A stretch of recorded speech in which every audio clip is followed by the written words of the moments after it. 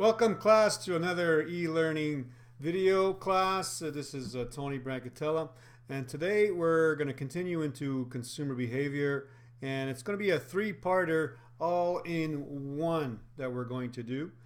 Hopefully it won't be as long as the previous or almost previous video that was over an hour long. So we're going to look at types of questions that you can use to determine consumer behaviors and needs. We're going to look at needs and motivations. And finally, we're going to look at decision-making process. So we've fallen a little bit behind in our schedule, so we need to catch up a little bit. So we're going to try to get in as much as possible in the next couple of classes. So bear with me, and there is a fun exercise that we're going to do also. So let's take a look at this and go step by step. So let's take a look at questions number one. Questions. There are types of questions that you could use in sales to determine customer needs. There's open questions, there's closed questions, and there is leading questions. Now, leading questions, you can have direct questions, indirect questions, and also alternative questions. So let's take a look at them one by one. If we look at open questions really exactly what it says. They're open.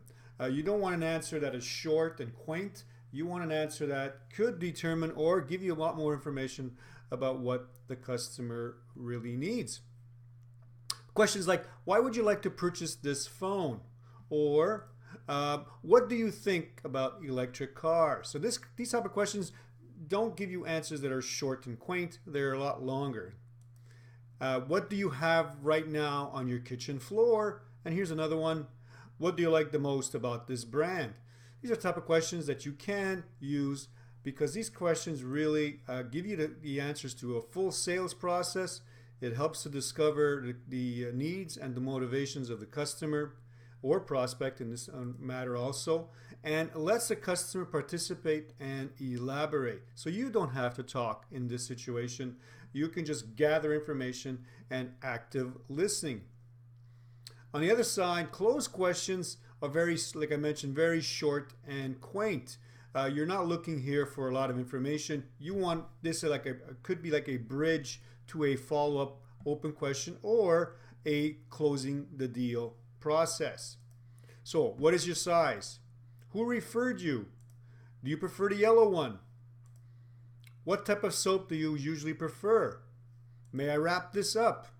These are all questions that could have an answer of yes or no, or one or two word answers. So again, very short answers and does not permit development here. You don't want the customer at this stage, if you ask closed questions, to change their mind and lead you into a different direction. So this is where precise info is needed. Then you got leading questions, and like I showed you earlier, you got direct leading questions, indirect leading questions, and you've got alternative questions. So direct questions, is it a good product for you? Isn't it? With 3 children, do you agree with me that you need a high-performance washer? So these are direct questions. For this quality, the price would be just right. So again, another question.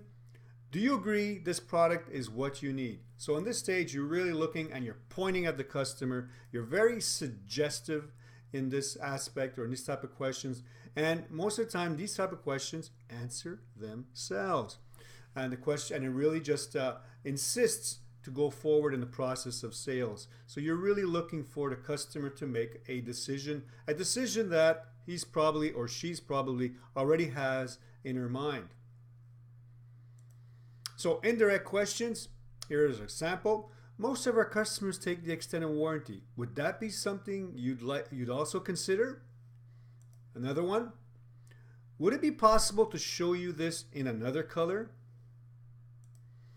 We have a buy 2, get the 3rd for free. Is this something that would interest you? Here you are leading, but very indirectly. So you're not pushing the customer or insisting the customer to give you a specific answer.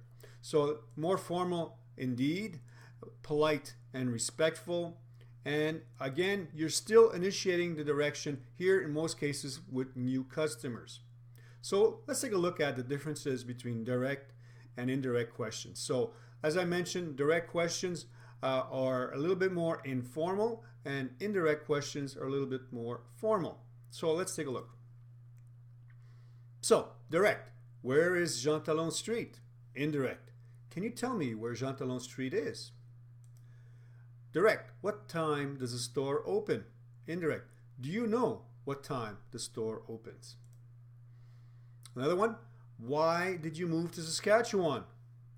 Indirect, I was wondering why you moved to Saskatchewan. And the last one, how has she managed to get in shape so quickly? Indirect, do you have any idea how she's managed to get in shape so quickly? So the way you actually say it, questions could be direct or indirect. Hopefully that helps you in understanding the difference between the two. Then you have alternative questions, and here's some examples. Do you prefer delivery on Monday or Wednesday? Will you order 500 or 1,000 pieces? Would you choose the basic or extended warranty? And lastly, would you prefer to watch with a white or black band? Here, alternative questions, they have to answer one or the other. They have to make a choice, and in most cases, customers, the answer will not be negative. And at this stage, really you're leading the customer into the direction of closing the deal. So it's really like a funnel to get to the closed part of the actual transaction. So you can start with open questions, then you have direct issue questions, closed questions here, and then you can finish off with alternative questions. So voila, now using this formula, your funnel, you could close just about any sale. Do you agree with me? Or stop for a minute and let's take a step back and understand a little bit more about what you're actually doing here. You're leading the customer into a direction that maybe he or she might not want, and there again, you might not have this customer come back into the store only because they realize that exactly what you did.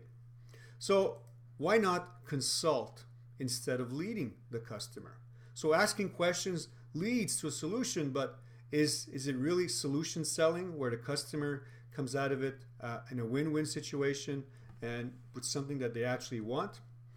In most cases, when you ask these type of questions, the customer feels grilled, almost like a detective grills you, or we would grill you if you're suspicious. Too many leading questions, and they're really not the best interest of the customer. The best interest here is of you. So how do we consult instead of lead? So I'll give you an example. When I was working before, we really didn't have a solution or a very pretty good sales approach. We were just leading to finish off and get the sale. So what happened was we went along and we had these experiments with other sales reps, and we went along with them, and we would just sit back and listen and take notes on how they actually ask questions and all of that. So in this cases, the questions were asked, but the answers, it felt more to be answers that were on a list, like they were going through a checklist, I should say. So as a result, the sales call felt mechanical. So I saw the actual approach, and I watched the face of the actual customer and realized that they were just sitting there waiting to answer questions, and we're not really giving them answers that really led to what they wanted. So it really felt mechanical and practiced and very repetitive. So there was little buy-in from the customers themselves. There was no sense of sharing or understanding that the client had confidence that the seller or the sales associate would be able to help them grow their business or lead them into something that they wanted to buy. So observing this scenario, even with experienced sellers or even with senior partners of the company, you can see that they were only focusing on asking questions, and they rarely got the information they really needed. So really, in this case, nothing falls flatter in a sales call or in a sales transaction other than a question that is clearly self-interested towards a sales associate or makes the sales associate the master of the obvious. Like I had mentioned earlier in this course, the power is always in the hands of the sales associate, and you need to find a way to pass it on to the actual prospect or customer. So I joke about this in speeches sometimes, if you could show you something interesting, would you be interested? Instead of saying something like that, do you think that would lead them into something, would their eyes pop up and have a better understanding or a better interest to find out what they're interested in? So the kind of questions sales professionals are taught to ask, well, typically they focus on drawing the attention to the client's problems, pain points, and sources of dissatisfaction. So the client will then view the seller's offerings as a solution and really not sometimes exactly what they're looking for. It's just a solution. So what you've got to do is you got to explore the buyer's or the customer's challenges. But when a seller asks a ridiculous question with an obvious answer, like, what do you like the most about this product? We've listened or heard this question many times, and it will backfire. So it's really what they consider to be counterproductive to ask these type of manipulative questions, leading questions, because buyers or customers immediately put on their defenses and will be very skeptical of what the sales associate's intentions are. And also, they might be considering that they're insulting their intelligence. So instead, ask questions that demonstrate genuine curiosity, empathy, and a desire to be understood, to develop and to find out deeper, uncover the listing of problems that the actual product could solve. So ask what the customer hopes to achieve with your product or service and why this is a priority for them. That's a lot said, right? For sure. So when sellers focus on persuading or a prospect or a customer or winning a piece of their business or their money, it creates a very negative vibe in the relationship. So this relationship also could be considered to be very chemical. In that case, it's very scientific. So among the behaviors that create significant negative impacts are being focused on convincing others, behaving like others don't understand. So this is very stereotypical behavior that gives a sales associate a very bad name, as we can see when we go buy a car. So being too aggressive, not listening, and going on and on and on about their offerings and what the car has and this and that leads to a very, very bad situation. So conversely, the behaviors that create positive impact include being concerned, stimulating discussions with genuine curiosity, and painting a picture of an understanding between you two, something like mutual success, that you both win in this transaction. So the masters of consultative sales approach apply these conversational techniques to their discussions with prospects and customers alike to create really something that is collaborative, togetherness, one-on-one. There is no something binding between them. And I should say there is something binding between them and leads them to like I said, a more collaborative, dynamic, positive outcome. So that's a lot said, but in sales, being a sales associate and in training is not as simple as 1, 2, 3, here we go. I will train you to ask these questions and to provoke certain answers, but not necessarily get the customer on your side to come back and see you as help instead of just someone that wants to sell. So the consultative sales approach, really getting closer to someone with empathy, may seem simple, but it's certainly not an easy thing to do. I won't hide that from you. It's really not. You need to find a way inside of you to try to get closer to someone, to try to understand what they're looking for, and get away from the fundamental approach of just asking checklist questions, like I just showed you earlier. Indirect, direct, alternative questions, open questions, closed questions. Certainly those are all important. but it's the way you've asked them and how you approach the customer in that respect. So consultative selling is a fundamental business strategy. This is what works, but this is what takes time. This is what takes practice, and more than just training. You have to look deeper inside than yourself, that even you can hear a trained sales associate. You don't want to hear a sales associate's training. You just want to be part of them. So when a sales associate do it right, that strategy certainly comes to life and leads you to a better understanding and or a better future approach with that customer. And this is where loyalty comes in, and this is where you'll have repeat sales. So I have a little game for you, and we'll talk about this. Of course, we'll do this in class, but here in advance, just take a look at it, and we're going to do this very soon, not in the next class, probably in a couple of classes. So maybe you can go along and play with this and see exactly if you can ask questions that will lead you to the right answer.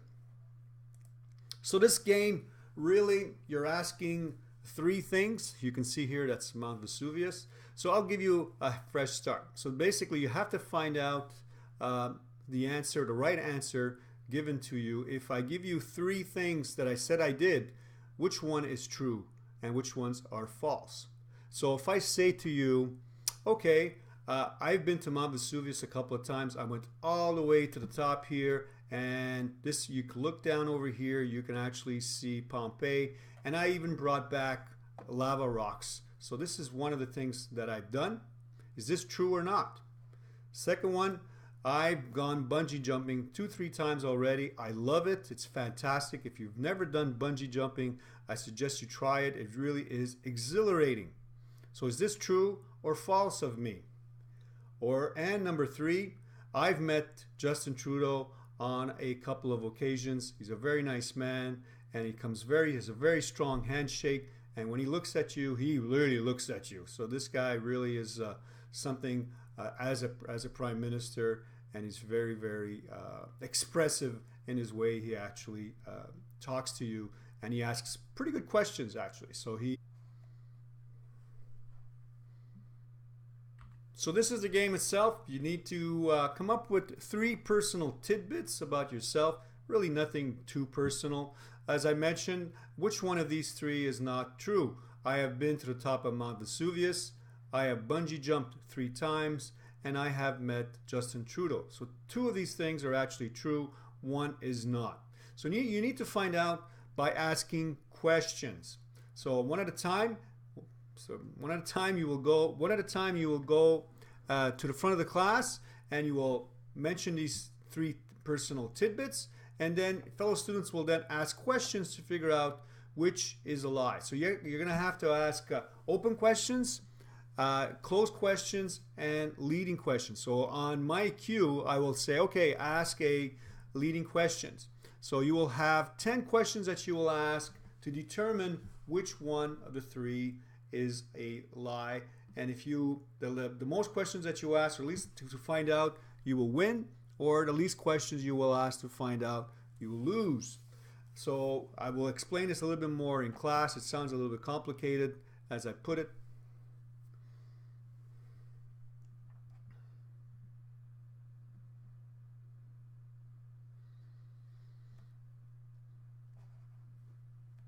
So here's the game itself. You're going to need to come up with 3 personal tidbits about yourself, nothing too personal.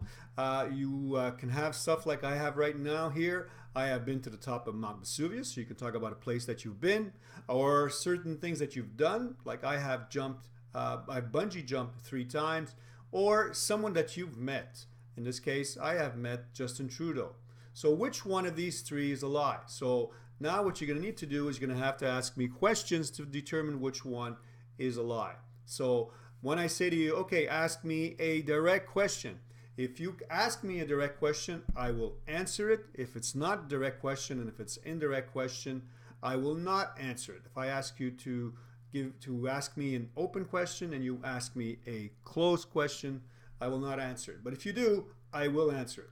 So this will go on for a few tries, probably 10 times, to determine if you could come up with the answer to to my tidbits, which one is true, and which one is false. So we'll do this one by one in class soon. So you can think about your 3 tidbits as you go along and come up with them, so you'll have a bit of time to do that. I hope I explained that correctly and easily. So if not, if you have questions, we can talk about this in class. This is a very fun thing, and we'll re-explain it in class for sure. So let's keep on going. We're going to do customer motives. And customer motives, if we look at certain motives, one of the prime ones they have as a customer is security, affinity, wellness, pride, novelty, and economy. So I'll repeat them. Customer motives are security, affinity, wellness, pride, novelty, and economy.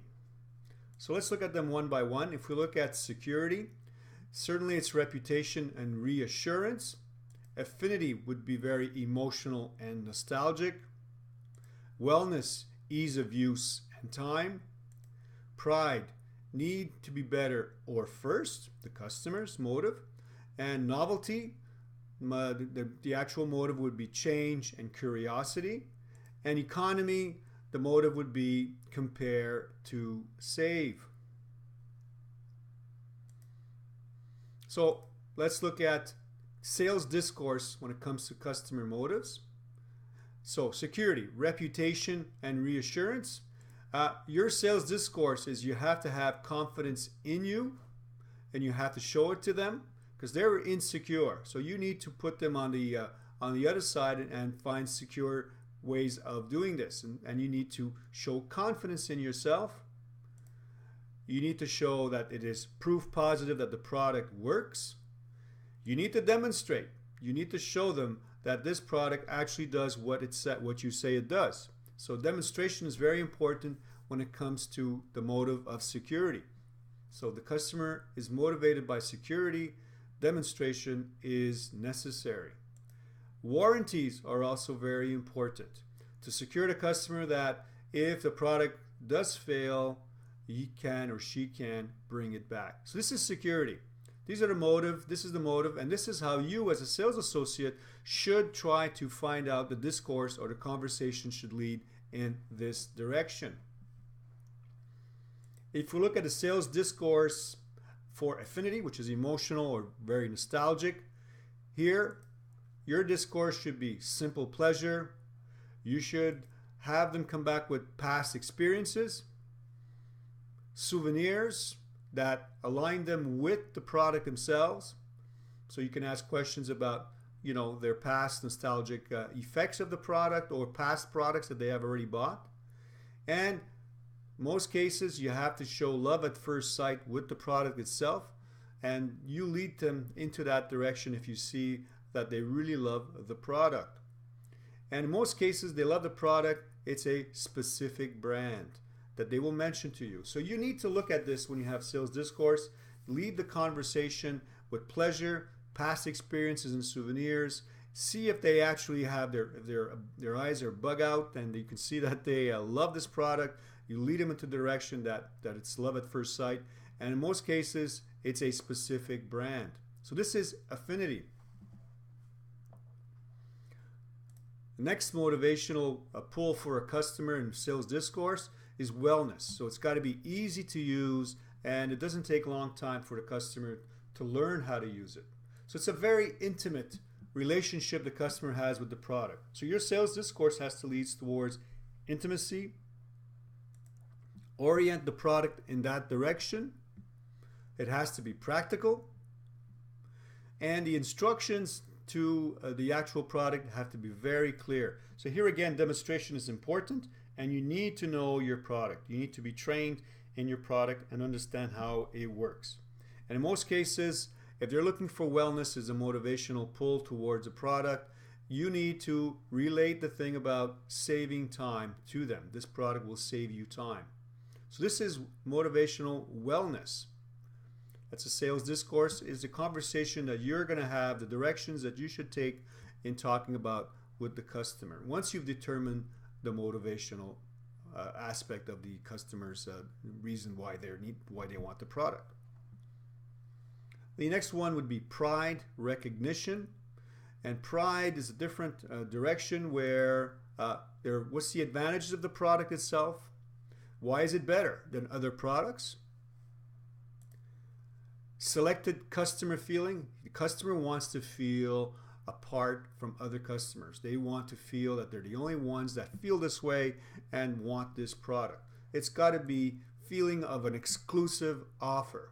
So in most cases, the sales discourse, you are complimenting that the customer has chosen the right product for them, has a very good taste, and things like that. And also mention the fact that there is not many of a kind. So this is the type of direction that you need to lead when it comes to the sales discourse for pride.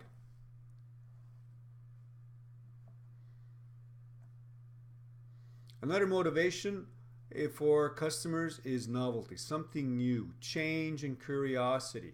So a lot of the motives here lead towards avant-garde, new products that are coming onto the market, and you need to have a discourse that leads to that. So you have a discussion of the newest model. The customer will lead you in that direction. What new functions the product brings in. For example, now we have the new iPhone. What new functions do you have that? If you know it's got facial recognition, let's say something like that, you need to push that. You need to bring that up in conversation. The technology aspect is very important because novelty really leads into something new. So technology sometimes, or most of the time, leads you in that direction. So once you realize them or feel that the customer's motivation is got to do with novelty, something new, change and curiosity, you need to look at avant-garde products, the newest models, the newest functions, and also the newest technology. The next one for motivation is economy. And here simply the customer is looking to save. So you can just feel what the conversation should be leading in that direction, right? The fact that this is the best price that you can find on the market, you can guarantee that. You have rebates. You also have after sales service that's attached to it, and also price comparison proof. A lot of customers will come with that comparing price, and you've got to be ready with that and to be ready to answer to the customer that if you're capable of meeting the product's price or the competitor's price or not. So this is type of sales discourse, and you got to lead them to understand that they're getting more for their money. So for example, in the market for a car, right? Security, what would security be? So if you're in the market for a car, if the motivation is security for a customer, you would need to stress your car manufacturer's reputation, the safety features, indeed, how the car handles on the road, how it stops, brakes, if it has an airbag system. All of these things would lead the customer to feel more secure and buying this car if their motivation is security. If we look at Affinity, most cases they'll already own the same brand. They need to test drive the car. They can have something that's very nostalgic, like the smell of the car, in most cases leather smell or brand new car smell. Focus on motive itself. Why are they buying this car? Is it got to do with vacation? Probably. So this is where you feel a customer has an affinity motivation, or motive I should say, and this is the type of conversation you should be having if you're selling cars. This is just an example. Wellness. Well, wellness, there's always technology. So technology is the actual dash of the car, really stands out. The electronics that comes with the car, the easy of it too, and how easy it is to work or to actually use the technology in the car with Bluetooth, let's say, or Wi-Fi, smartphone integration, and even things like heated seats. They love this stuff. It's all about wellness. It's all about feeling comfortable. And this is, if it's motivational, is wellness, this is the type of conversation you would lead the customer in. Now, if it's pride, well, if it's pride, you're talking about rare cars, more expensive cars possibly. So here you can talk about membership to a club. You could be the first one to drive this car. You do have an exclusive package that not many people have. And this is, this is what they're looking for. You have extended warranties also. So these are all things that if you feel the customer, if you're selling high-end cars, then this is the motivation for pride. If it's novelty, well, here, novelty, electric cars, Tesla, for example, very important. Innovation, the future of cars. As you can see here, these type of doors open specifically or differently than most cars. And also, in many cases, it could actually be a new color, right? New colors really attract the customer. So this would be novelty, if the customer is motivated by novelty. Now, if the customer is nominated by economy, well, then you got a small motor. The car is gas economy, right? Like this one here. No, this is not a gas economy car. Oops, little mistake. Let's correct that. Okay. So, small motor, gas economy. The price, mind you, this car is price-wise, they're not that cheap. They don't give these ones away. And also rebates. And if you want to lease, you could also have low leasing rates. So these are the motivations the motives for customers to buy products. I will also attach a TED Talk puzzle of motivation that will give you a little bit more insight about motivational for what customers look at, or in general how we see motivation. So I will attach this in Google Classroom.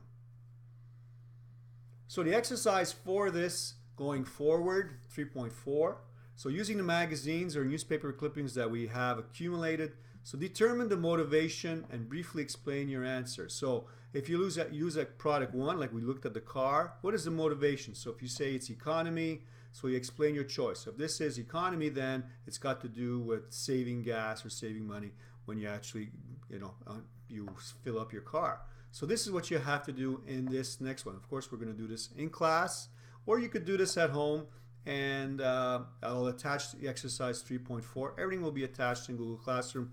Like I said, we need to move forward, so all this will be attached on the same Google Classroom post. So let's move forward. Let's keep going and finish off with the consumer decision making process. And by the way, all that I give you here will be on your BIM exam. So you need to do all these exercises. And when we do the BIM exam next week, if everything goes correctly, you will have to bring in all your paperwork and exercises. And you can consult them, of course, to do the exam. I will not allow phones or computers. You should have all the information you need in your notes and all these exercises I'm going to give you. So here are the stages for consumer decision making process. This certainly, like what we just saw, questions and motives will be in the exam. So stage one of the process would be initiation, needs recognition. So realization of the difference between the actual and the desired. So what is the actual product and that you have on hand, and what are they looking for? So there is a gap between what they desire and what you've got. So recognition of a problem or need depends on different situations, such as personal or professional. What will they use the product for? So this results in creation of a purchasing idea. So this is step number one. So initiation, one's need has no limit, therefore the problem recognition can be repetitive. And according to Maslow, individuals are always dissatisfied. They're never happy. So you need to find what they're looking for and connect them to your actual product. So when an individual's one need is satisfied, another one will come out. So this trend continues repetitively all the time. So I'll give you an example. It's Saturday night, you're hungry, and there is nothing in the fridge. So you will need to order food, creation of needs. So the initiation, the first step of the customer, right, is the creation of need. They need to eat.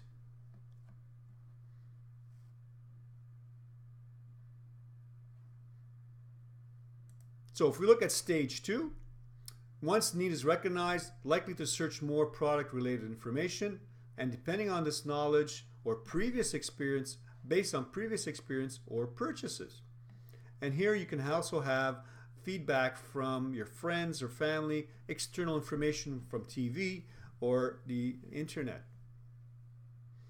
So I'll give you an example of stage 2, which is information research. Now you're going to research for your product. This is what customers do, or the consumers do. So already I have ordered at an Italian restaurant last month. I'm going back to the food. A friend recommended a pizzeria in the neighborhood, which is the external information from the environment. And this morning you found a flyer from a sushi restaurant in your mailbox. This is external information from advertising. So this is stage 2 of the process, information research.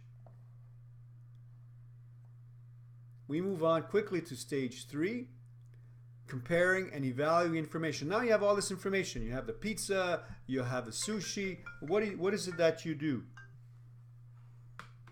What is it that you do? Phone rings and you got to put it on hold. So comparing, evaluating information, analyzes all the information obtained through the research, considers various alternative products according to needs, aspects of the product such as size, quality, brand, and price. This is a lot of information. You can certainly stop and look at this carefully. This is stage 3, and considered to be the most important stage during the whole consumer decision-making process. So this is really the process of how a consumer gets to decide what they want to buy.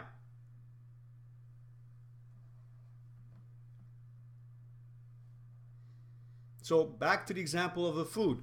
So have had a bad opinion of the Italian restaurant since you got sick the last time you ate their pasta.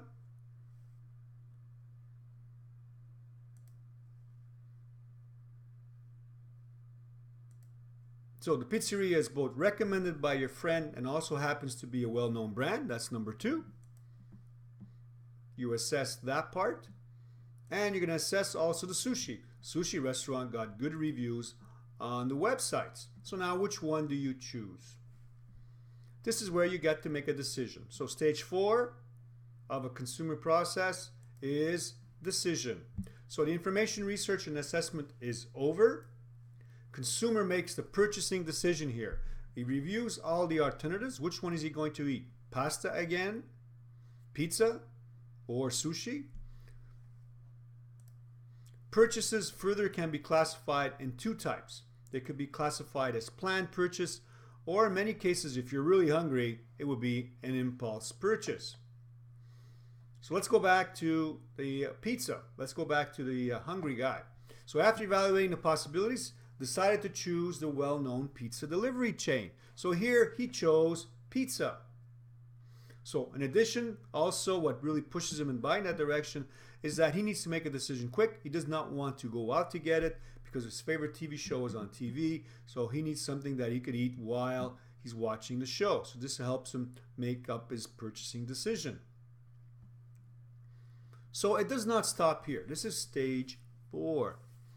So when we get to stage 5, now you're going to evaluate. You had your pizza, you had a great time, or not. Or you look back, should I have bought the pasta, or maybe I should have tried that sushi. So this is called post-purchase evaluation. So many companies tend to ignore this stage as this takes place after the transaction has been done.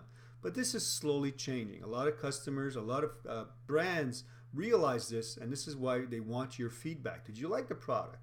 So this has changed in the recent times, but needs to go further, where the brands or companies tend or need to go out and get more information about if you like the product or not. Feedback.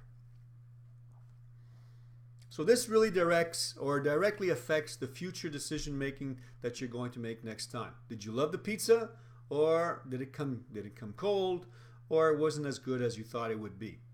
So this is where the customer reflects, or the consumer reflects on the experience of purchasing that product, and also, will they buy this product again?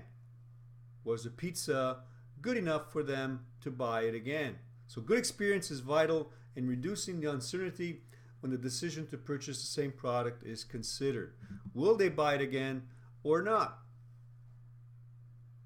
This is stage 5, post-purchase evaluation.